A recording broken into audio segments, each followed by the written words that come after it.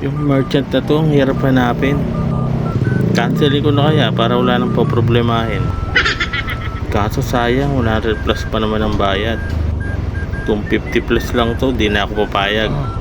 Merong iskinita dito, may mga rider sa dulo.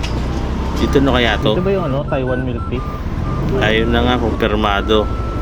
Dito pala kayo nagtatago.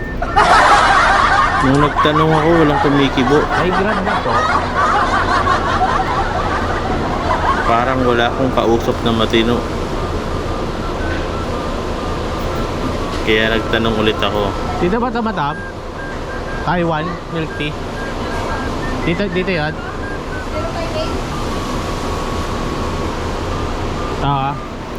Ayun naman pala, busy lang si Ate Ganda. Kaya umalis agad ako kasi malayo pa pala to. Tiis-tiis lang sa init, matatapos din to. Maluwag yung kalsada, wala masyadong abala. Ayun na nga, nakarating na ako ng EDSA. Akala ko matatraffic na ako. Partida yung kalsada, bagong semento. Nandito na ako sa tulay ng tramo. Sir, malapit na ako. Ayun, may pumasok pang booking.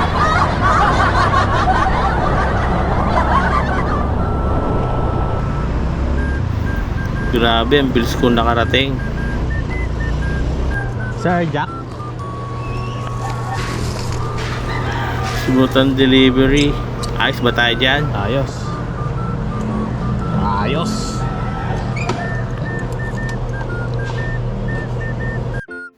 Next booking naman tayo mga paps.